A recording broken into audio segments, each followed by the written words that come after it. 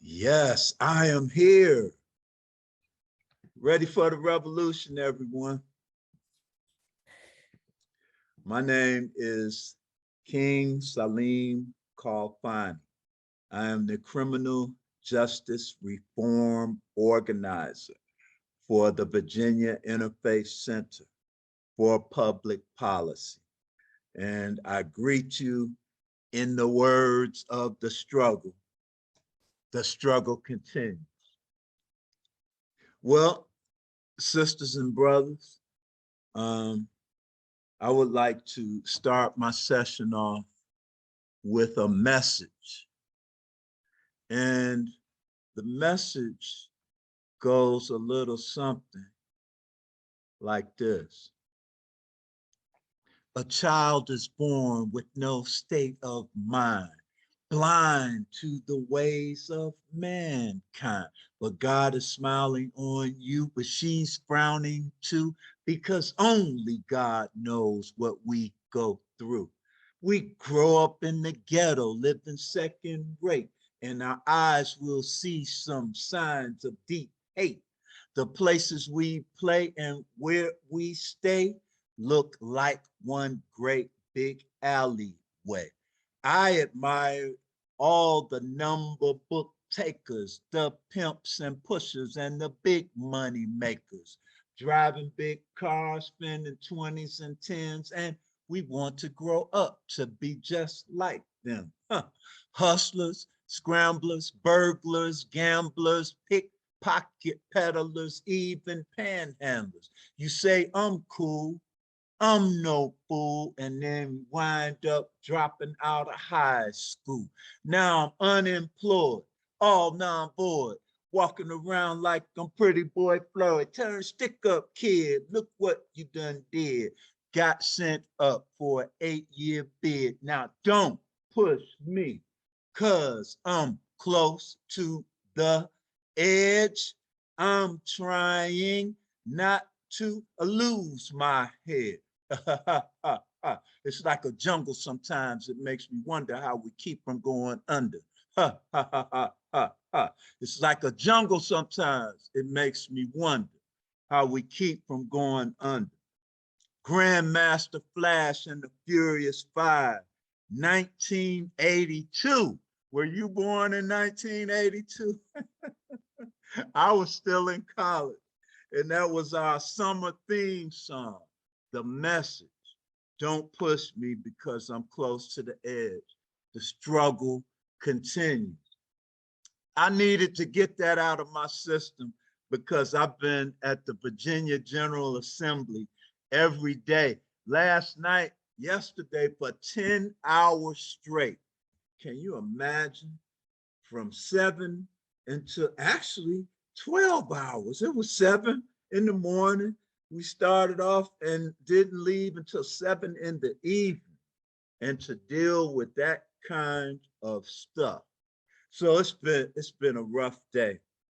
No, it's been a rough month since January 12th dealing at the General Assembly. And I've got some bad news that today in the House of Delegates, Public Safety, Subcommittee number 2, one of our prized bills to limit the excessive use of solitary confinement, House Bill 1291, was laid on the table on a 5-3 vote. 5 Republicans, straight party line, 5 Republicans voted to lay it on the table, which means to kill it, and 3 Democrats voted in favor of it. And that was hard to take because that was our signature bill. But we still have Senate Bill 108 that is patroned by Senator Joe Morrissey and co-patroned by Senator Jill Holtzman Bogle. Is still on the table. It was read, its second reading in the Senate today, and tomorrow it will probably be voted affirmatively out of the Senate, and then it goes to the House. And so, sisters and brothers, I just want to say the struggle continues. No participation. You have no right to cry and moan. This is one of the things I like to share with people, that you must participate. And we like to say, don't hate, participate. No participation, you have no right to cry and moan. And so if you see somebody being assaulted, or I don't want to say any bad stuff, but if you see somebody being assaulted, let's say your brother or your sister, and you stand there and fold your arms across your chest and say, well, I don't have anything to do with it. You're against your sister or brother. When you see humanity being plundered and abused, and you're not involved in the struggle, you're against humanity. So we say no participation, no right to cry and moan. You must participate in the struggle to advance humanity. We also say you must advocate. You must be the persons who speak for those who either will not or cannot speak for themselves. So we say advocate. We also say agitate. You know, and you may not know this, but in your washing machine, you have this thing called the agitator. And if that agitator isn't shaking it up, then your clothes won't get clean. And so we must be the agitators in society. You know, it's not always popular. You might not get a whole lot of love, but we must clean up those dirty clothes. And so we say agitators, and we must be agitators in society. And we say demonstrate. You know that you've got to let your feet hit the street. And we've got to go out here and demonstrate and march and protest and do all of these things necessary so that all people can reach their full development as human beings. So that's agitate. Educate. Educate. Proper political education. Kwame Ture, formerly known as Stokely Carmichael, used to always say, you must organize and politically educate the masses of humanity, because most of humanity can't read. And then we've got all these human beings here who won't read, other than reading garbage and watching, you know, because the hot books for us males, Sports Illustrated and Playboy magazine, and we read stuff that doesn't mean anything. But we've got to be students of all things. I want to know everything there is to know about everything on the planet so that I can help advance humanity. And then we say, litigate. If need be, we can take them to court. We got to catch Judge Judy before she retires, or Judge Mathis, or all of these court shows. You take them to court. Now, we know the courts have been packed with conservative justices, but I just recently found out that President Biden has appointed the most diverse district and state courts in almost history. And so we might have a shot in the courts again. So we say litigate. Then we say legislate. Every decision that affects our lives is done through a legislative body, be it local, state, or federal. On the local level, you have school boards, you have city councils, boards of supervisors. And on the state level, you have Virginia's General Assembly, where you have the House of Delegates and you have the state Senate. If your representative, and some of you may be from somewhere else, but you should have your representative's cell phone number on speed dial so you can let them know what time it is. And then in Congress, you know, we have the House of Representatives and the US Senate. And so we have to legislate and participate in the legislative system. And finally, we say liberate, because if we do all these other things, we just might get some liberation out here. We might help some people really reach their full development as human beings. And that needs to be our goal, because we've got to change this system where 0.1% make all the decisions and hoard all the wealth, and the rest of us have to sell our labor to make ends meet and to be able to have food, clothing, and shelter. And it's just not fair. I don't know your ages, but a few years back, we had the Wall Street movement. I don't know if you remember that, but people were talking about how is it that 1% control 90% of the wealth and the 99% have to fight over the crumbs that fall off of their table. And we look at this like it's normal. It's not normal.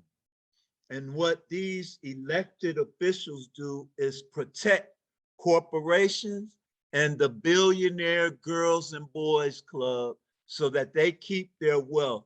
And if 70% of wealth is inherited, we're not ever going to get a piece. So we've got to change this system. We've got to do better. And we've got to fight for those who will not or cannot fight for themselves. At the Virginia Interfaith Center for Public Policy, we say learn, which encompasses reading, studying, and learning. We say pray to whatever your faith or denominations are, then pray to the Creator. Because look, we need the Creator. We need some aliens from outer space. We need somebody to come here and help us, because I want a piece of this action. I'm probably old enough to be you all's grandfather, but I'm going to fight until there's no fight left. And I tell my children all the time, I'm coming back from the grave or from heaven or wherever I go. I'm coming back to fight even after I transition. So we've got to do this thing. We've got to do this thing. Learn, pray, and then we must act. Because it's, you know, if you don't do anything, there won't be anything. So we've got to do something along those lines. So I want to give you a brief report on what else is happening at the Virginia General Assembly, because we have some various and sundry criminal justice bills. Really, everything we do is criminal justice, but we've got work to do. One of our other important bills is, we call it CAFA, Counsel at First Appearance.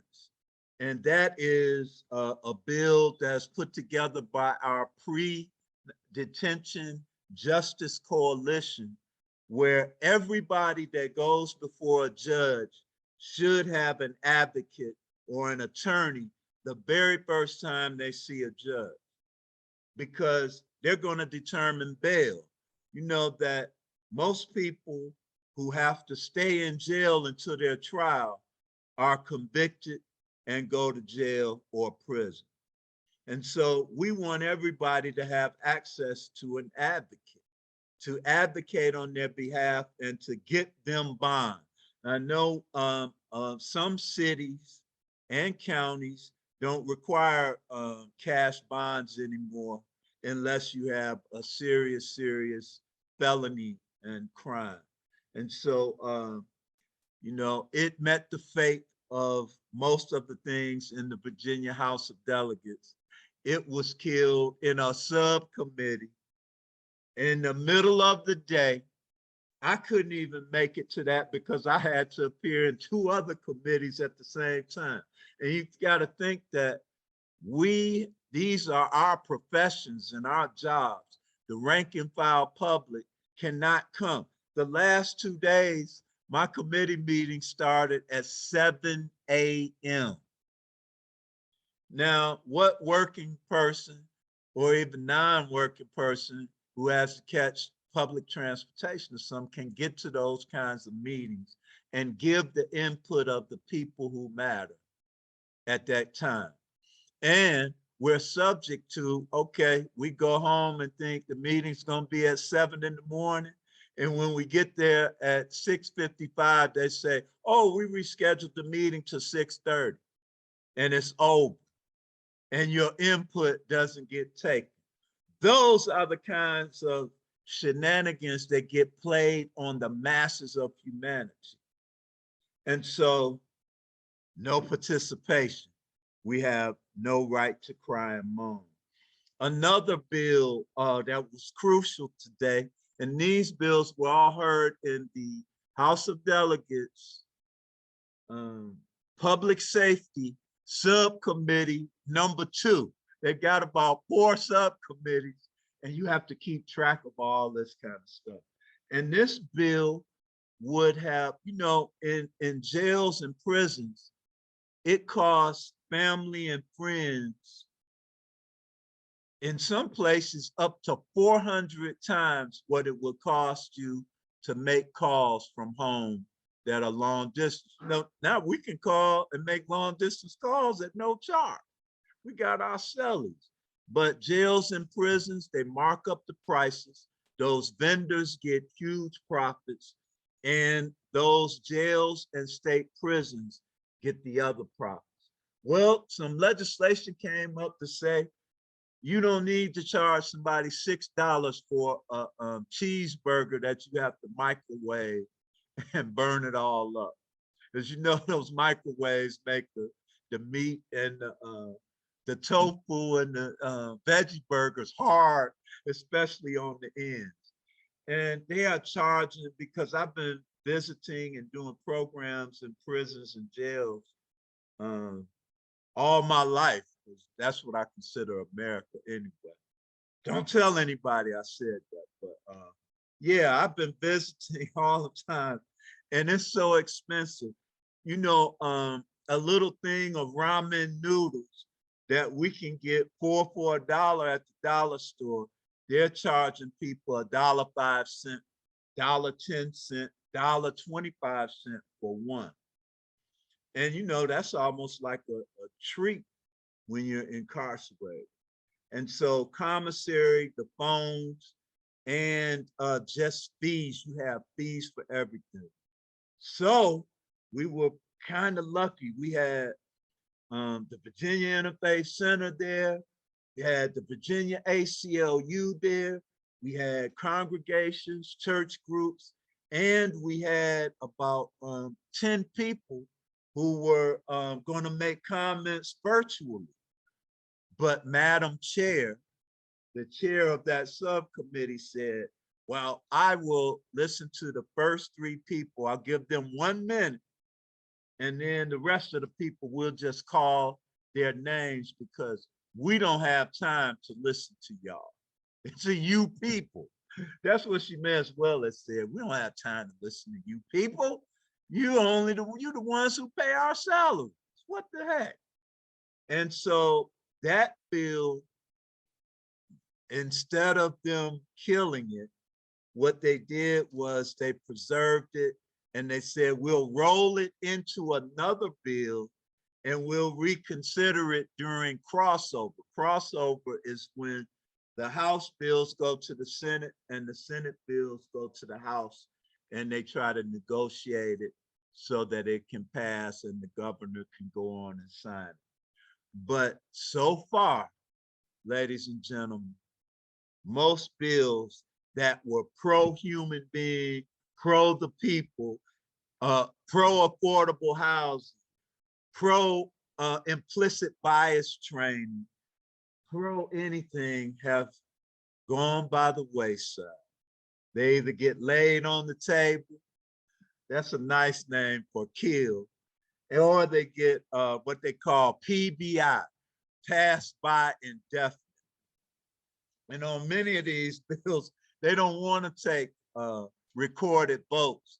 That's why they send them to subcommittees first so they can kill them and don't have to report how they voted because they don't want us to know. I have said for many, many years that if people could come to city councils, boards of supervisors, boards of your school board meetings, or the General Assembly, or Congress, and see how it really goes down, we'd have revolution overnight. Because the big corporations and, you know, the NRA, for instance, back in the day, the NRA would have one lobbyist.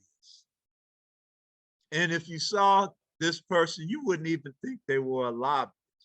They were a lobbyist. They used to have, or they would have receptions where the legislators come, eat, drink, and be merry. And they pass out that money. They give donations. They give contributions to the campaign funds, and they get the votes that they want. When the big corporations come with that big money, you watch how the votes go. Years ago, we were trying to regulate and really end payday lending. And what's the other thing they do with cars? Oh, you give your car title loans and all those things where they're charging 100, 200, 300, 400% interest on a loan. And most people can never pay them back. You're paying on that loan perpetually for the rest of your life. Almost like college school loans, you know? Look, a place like Cuba, education is free. You can go as high as you want to go for free. That's the way it should be. That you reach your full potential and that you give back to your communities so that we can all rise and have very decent lives. But the affordable housing, oh, here's another one. And I tell you, everything is almost related to criminal justice because we are fighting for paid sick days for grocery store workers and those who work in the health professions. 2/3 of grocery store workers in Virginia do not have paid sick days. So what happens when their children are sick? They have to send them on to school because they have to go to work or they won't eat. Or they go to work when they're sick and they're over our food. And so when you go and talk to legislators, especially those who call themselves fiscal conservatives, they say that just costs too much. We even had one legislative aide to tell us. Now this person is a lawyer. He said, well, I've never had paid sick days and I made it all right. Well, I guess so when you gouging your clients for $500 per hour. I'm sorry for laughing, but you know, I've been in this game for about 35, almost 40 years. So I have to laugh to keep from crying. Somebody asked, how do you deal with the inhumanity of legislators who say the people's needs don't really matter?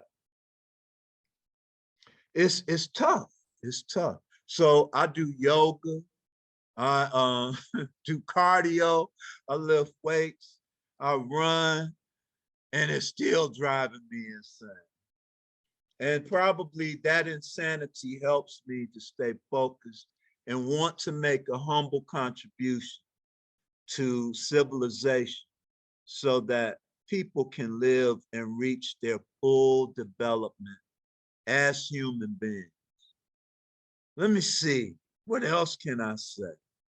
Oh, I know what I can say, because I talked about proper political education, but also organization. You must belong to an organization.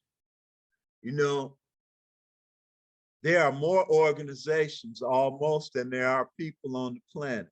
But about 1% of the people participate in organizations. And I know you, okay, well, the BICPP doesn't meet my needs. Well, if none of the organizations are doing what they should be doing, in your opinion, your responsibility is to create the organization that will take us where we need to go.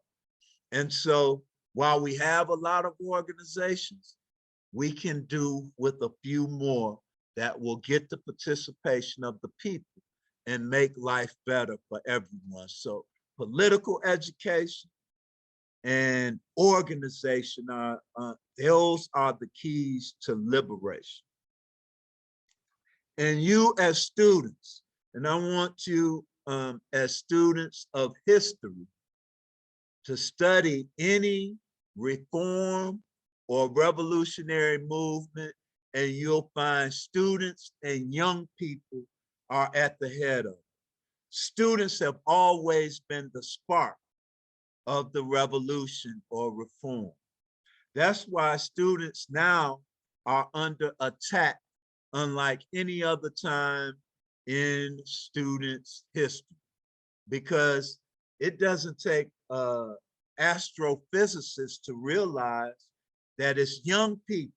Because see, once you get that $3,000 mortgage every month, and you get your Bugatti payment every month,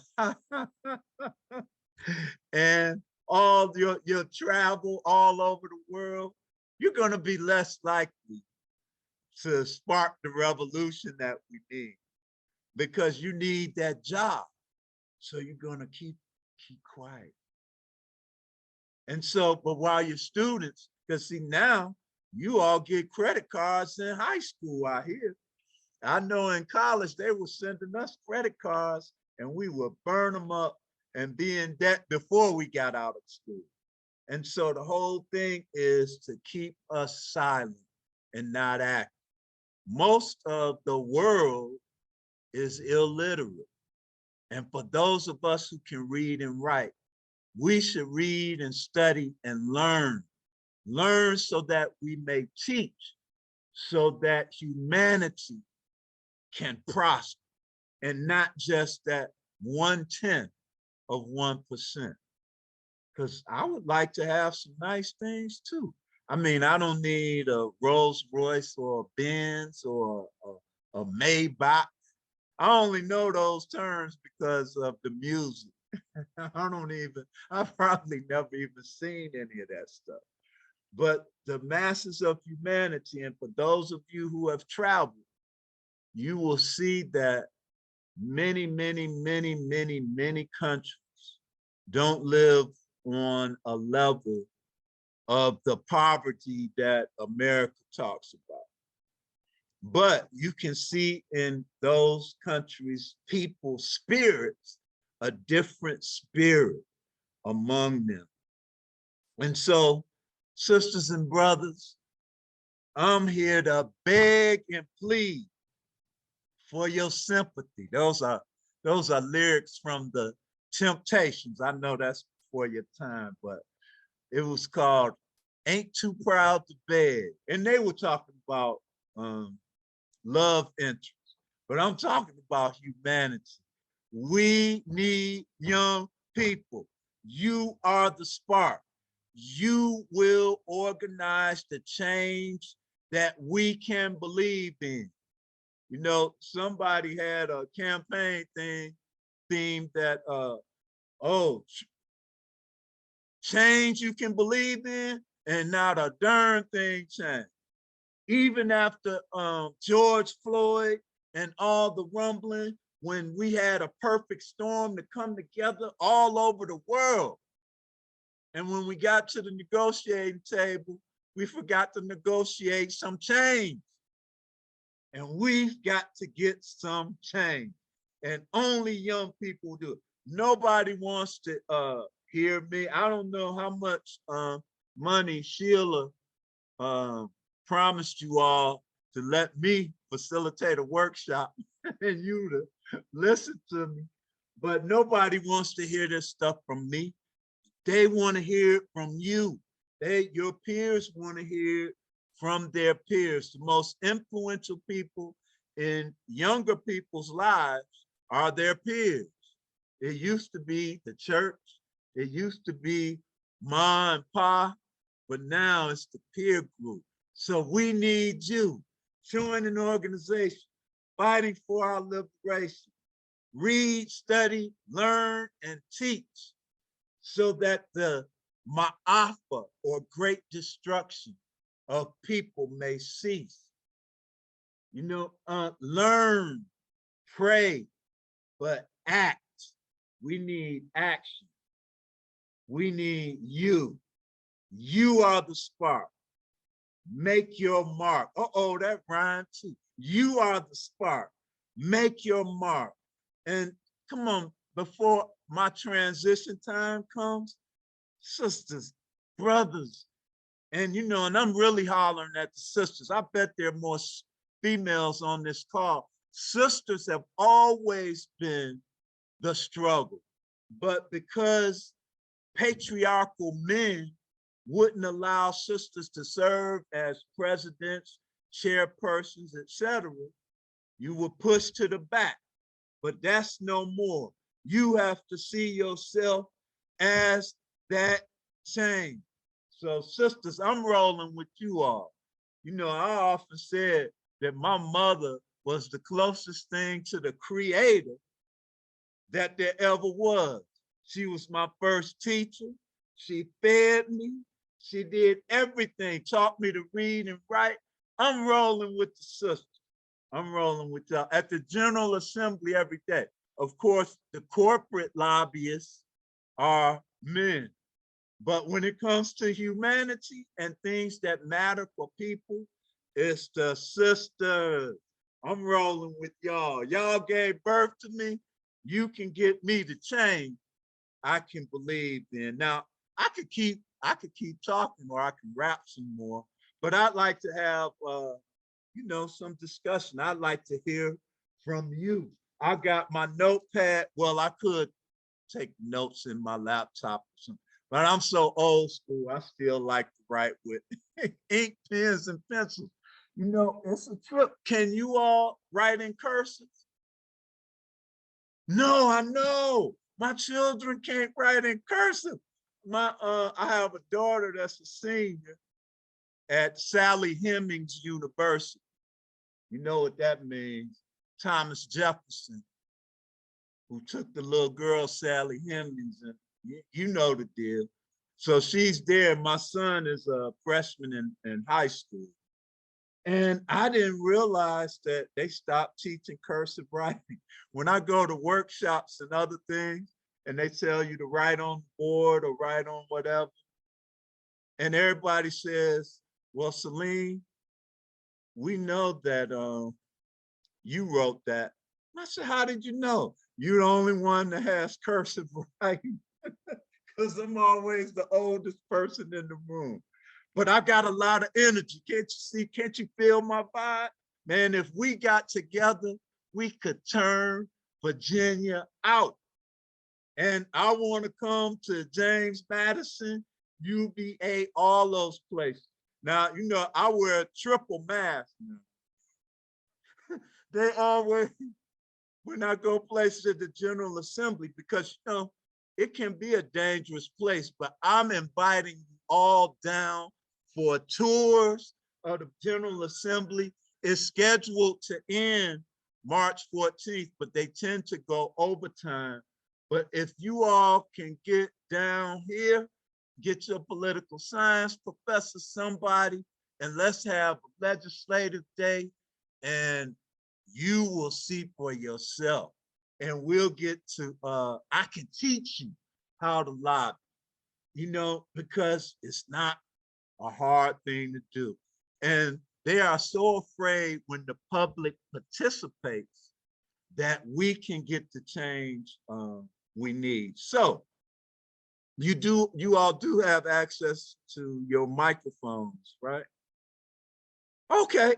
So if anybody has any questions, comments, things that you think we should be looking to do in the General Assembly or even in the local area. Where is James Madison? That's in Harrisonburg, isn't it? I used to have an office in Harrisonburg. I had an organization called ARM. And no, not NRA ARM. Ours was Americans Resisting Minority and Ethnic Discrimination. And it was on Main Street in downtown Harrisonburg. In fact, I used to have a TV show, not a TV show. Yeah, we did have a TV show that used to come on Tuesday. I wasn't on there all the time, but I know a little something about Harrisonburg. Y'all got a nice football team. Oh, and your basketball team is up doing some things now. I saw that. I follow that. But yeah, Harrison, do you all have snow? Yeah, we have a little bit, but it's melting. Okay. Okay, good. It's 60. It's going to be 63 here today. I had a pleasant walk. Do you know, we walked from our office at 17th and Franklin. We're downtown now. And we walked to 900 East Main, up the hill. That's like 8 huge downtown blocks. And early in the morning at 6:30 and 7, it's been 15, 18, and 20 degrees. You know, we must love the struggle if we're willing to walk, because there's nowhere to park, or the parking is so expensive. But any comments, questions, anything? I want to hear from young people and students.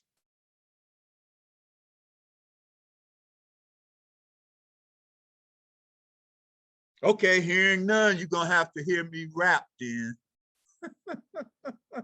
I'm just kidding. I'm just kidding. But yeah, this is an open forum. I want to hear you again. Students are the spark. So the great ideas are going to come out of the young minds.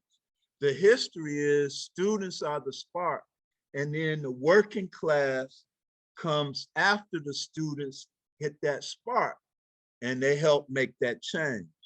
So help me out here. Give us something to do.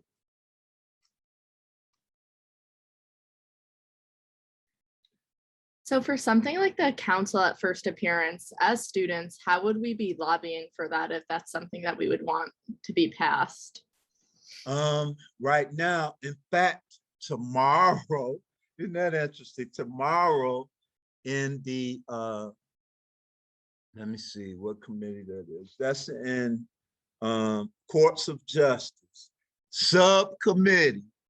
They are going to hear the Senate bill version of COPPA. Now, COPPA, it stands a good chance to get out of the Senate. And while we're nonpartisan, the Senate is still democratically controlled. So even the subcommittees are more diverse than in the House. So it can get out. And COPPA does exist in some small towns and in larger cities where you have public defenders. But the key thing is to know who represents you.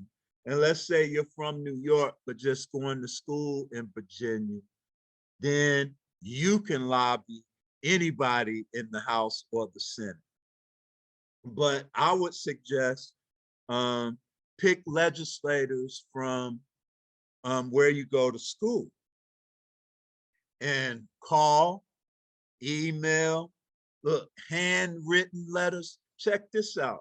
Even in Congress, if you email, that may represent 8,000. They consider that 8,000 people. If you handwrite your communication, they consider that like 15,000 other people. Because when you take the time to participate and to write or to email or to call, it's hard to make that call, that you're representing other people. So it's so important. One of the things that the Interfaith Center does, and does well is we send out alerts every day, sometimes 2 or 3 a day on 2 or 3 different bills that are up because constituents matter. In fact, before the vote in the House Public Safety Subcommittee #2, a brand new delegate named Jason Ballard mentioned that his constituents were calling him, emailing him, etc.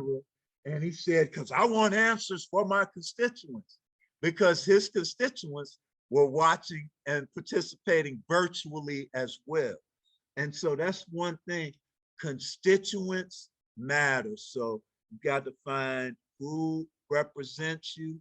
And I would say go to the Virginia Interfaith Center's website, and on so many of our fact sheets or alerts, it will say, find out who your delegate or senator is just by putting in your address. So there are easy ways to find that out, but we have got to contact those people. Even on the local scene, find out whose council or board of supervisors district you're in, and talk to them, call them, all of those things. And look, when the people participate, we win. When we don't participate, we lose automatically. That's why we say no participation, no right to cry and moan. So those are the things I would suggest. And shout out to the person who put in the chat that Maddie, I have to go to class, but thank you for your time. Have a nice day. No doubt, no doubt. Because look, when I finish the workshop, I'm probably going back up that hill to raise a little, old school used to say cane. I don't want to say bad words. Don't tell on me. Hey, when I was young, they used to say, you got a potty mouth.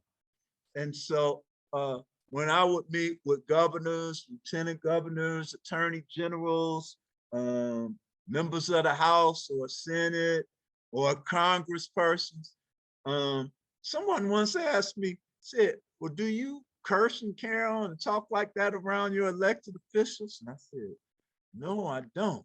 I said, well, why do you talk like that around me? So I had to cut my curse game back, because that's true. I said, no, when I'm around them, I give them my college educated voice. But it depends, it depends. But yeah, so the whole thing is to represent. Remember, you represent for other people. Your idea is to get them to pass the legislation you want, not to prove to them how much we know, because it is hard to sit there and hear people make comments like, I just don't, who's going to pay for it?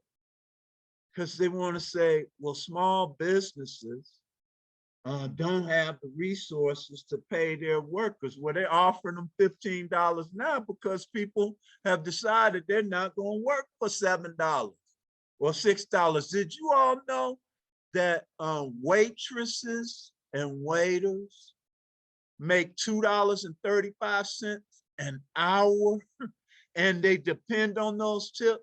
I didn't know that until maybe 5-10 years ago. I had no idea, but one of my coworkers told me that she was a waitress in college. And I was like, really? So yeah, that gave me a different view on tipping people. Because man, you gotta think, they catch heck from the way we are. Like, hey, these eggs they don't look scrambled hard like I want them. Take them back, I don't want them. You know, we give folks a hard way to go. We've got to be more humane. And one of the things I said, let me check my time here. Man, it's almost 2:30. And one of the things I recognized was that we tend to not look at each other and not speak to one another. So, sometimes I'll do a non-scientific test. And if I'm going somewhere, I'll take 10 people and I'll look at them and see if they will even look at me or speak. And most of the time, 80 to 90% of the people won't speak. And I'm not talking about I got a hoodie on and I'm walking like this and looking like I'm the stick up kid. Look what you done did. I'm looking like, because most people say, because I'm tall and I wear suits and coats and hats, and they think I'm a preacher, and they still won't look at me. And women in the elevator today, I was going up to the 6th floor at the General Assembly, and this woman got on the elevator, and she was clutching her purse like I was going to rob her in the General Assembly building. So I understand, because a lot of people are afraid and fearful. But if we could acknowledge each other's existence as human beings, as I look at people, if they look me off, sometimes I'll say, okay. But other times, hey, how you doing? Just to, so that's revolutionary when you speak to other people, especially people who aren't in your clique. So that's some revolutionary stuff. Let's start speaking and acknowledging each other's existence. But this is your time. My voice, I'm getting hoarse. I need to hear from y'all. But I thank you all for participating, for taking time out of the day for the College Day of Action, because, man, it's the colleges and students who are the spark. So we need you all to meet your revolutionary responsibility. A famous Algerian and African Algerian psychiatrist named Frantz Fanon, Fanon, wrote some classic books. One was called The Wretched of the Earth. And Frantz Fanon said, each generation out of relative obscurity must find its mission and fulfill your mission or betray it. So you got to find that mission. Remember, Kwame Ture, Stokely Carmichael said, organization and political education are the hallmarks of liberation. Dr. MLK said, a woman or man without a cause for which they are willing to die is not fit to live. He also said, a woman or man can't ride your back unless it's bent. Because once we straighten up our backs, we are going somewhere. The people united will never be defeated. The people, man, I'm sorry, y'all. I just lose it sometimes, man. I'm so hyped about liberation.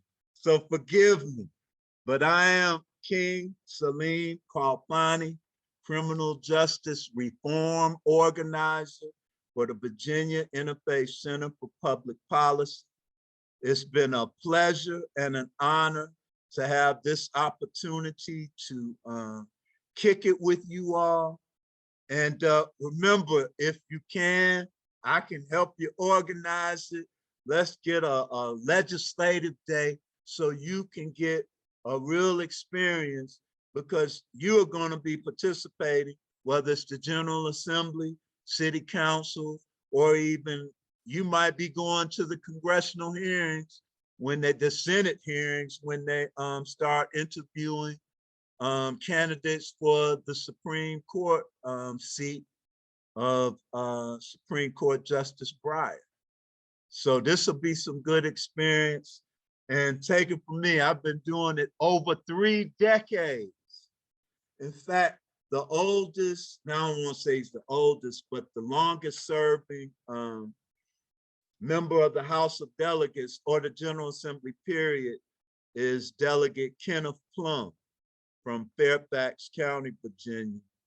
And he was around when I used to have hair. I had a fro. I used to be a handsome young man. He said, I remember you when you used to have hair. And he's probably in his 70s at this point. But yeah, we go back over 30 years, 30 years of advocacy. And again, I'm going to advocate until I transition, and I'm coming back after that. So sisters and brothers, thank you for putting up with me. And if you have any questions or anything, my email is Salim, SALIM, at VirginiaInterfaithCenter.org. Virginia's all spelled out, VirginiaInterfaithCenter.org. And if you think of something later, you think of something that we should be advocating for, send me an email and let me know. And we'll get on. We can't put any new legislation out now, but there might be something you want to stop. You know, there's a bill to bring back capital punishment. Virginia was the first Southern state to end capital punishment, but there's a bill to bring it back.